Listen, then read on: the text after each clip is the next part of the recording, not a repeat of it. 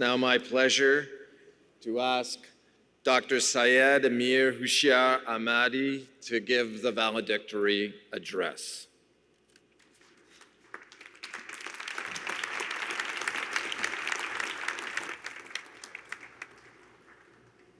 President and Vice Chancellor Carr, Chair Antonio, Dean DeBobby, distinguished guests and participants, fellow students, families, and friends. I'm pleased to address you today on behalf of the graduating students, these bright minds of future. This is so nice to finally have the chance to gather under one roof and celebrate our graduations together. Please give it up for yourself.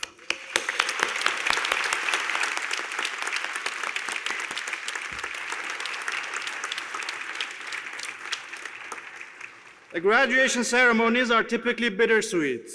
Bitter because we are parting ways after years of being together, living with one another, learning from each other. And it's sweet because it marks a significant achievement earned, a triumph made, and a milestone hit that would catapult us towards our career aspirations. The memories of these past years at Concordia, with all the ups and downs, drinks at the Reggie's, ECSJ events and disputeful elections, grad pro skill workshops, and long queues at the Berks will remain with us for the rest of our lives. In the past years, we shared particularly important events and happenings. For example, I vividly remember seeing many of you celebrating in downtown Montreal after Montreal Canadiens made it to a Stanley Cup final. What a night. Also, we were amongst the fortunate students supported and inspired by Dr. Gina Cody. We are so proud that the school we are graduating from bears the name of a brave, kind, and inspiring woman in STEM. I urge us all to pay it forward by following her lead. Thank you, Dr. Cody. You're such an inspiration.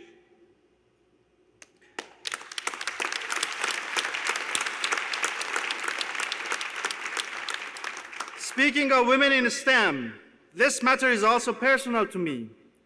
I met my lovely wife, now Dr. Nagme Mandari, almost 20 years ago in an engineering class. We have been classmates since then, and we are graduating today together. She is up here.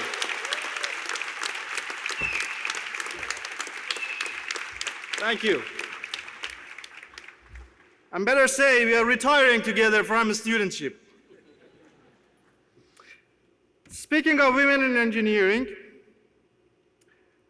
I can testify from experience, and science now has the explanation for it, that women in STEM solve problems with a creative, usually untried approach. This new perspective is what engineering society and science needs at large. It's heartwarming to see many women graduates amongst us today.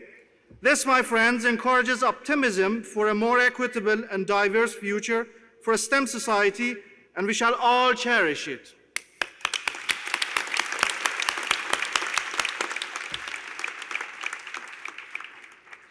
We also passed some devastating moments that were undoubtedly impossible to bear without us being together united.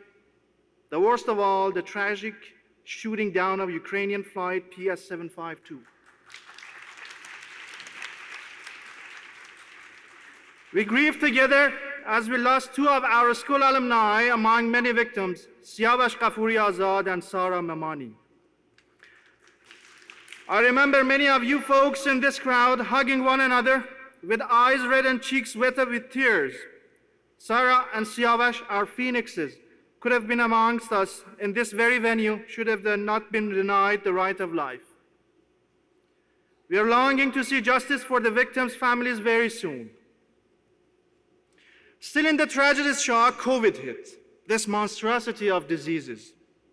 In the global fight against COVID, first responders, paramedics, nurses, and physicians were at the front line. But let's not forget the sacrifices of the mechanical, industrial, and aerospace engineers who made and maintained machinery for vaccine production, dispatched it via air, sea, and land, and planned round-the-clock optimized logistics.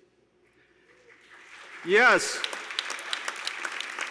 The electrical and computer engineers who re-engineered ventilators and other medical devices to save yet another life in times of despair and scarcity. The computer and information system scientists who built secure global networks of patient and logistics data and developed new intelligent methods for fast and accurate COVID-19 diagnosis. The chemical and materials engineers who worked restlessly to develop rapid COVID-19 test kits and tested those at the very forefront of COVID-19 war zone amongst the patients. Building, civil, and environmental engineers without whose help the largest ambulatory hospitals, recovery facilities, repurposed gymnasia, and vaccine manufacturing sites could have not been possible, and we may still have been facing the pandemic at its height. Folks, these are just some examples of how we can make our marks in the world, and while doing so, we shall all keep our environmental footprint to a minimum. We inherited this beloved earth, the only non-livable spot in the universe, from our ancestors, and we shall pass it to our next generation in a better state than we received it. Toward this goal, and as the new generation of engineers, we shall not fear challenging the status quo and building alternatives to the current, to a point that those who steal our children's future for their profits today find it impossible to continue. In the end, on behalf of my fellow graduates, I would like to thank the professors, lecturers, and staff of Concordia and Gina Cody School of Engineering for their kind and constant support. Also, I would like to thank all our friends who were there for us during our good and bad times. True friends are gems. And like many of you, I have been blessed with finding some gems sitting amongst you and some up there. I would lastly like to express our gratitude to our families for their unconditional love and support. Whether you are present at this event or watch it online, know this: you are our heroes and we owe you big times. With this, my fellows, I bid you a warm farewell. Congratulations, félicitations, and God bless you all.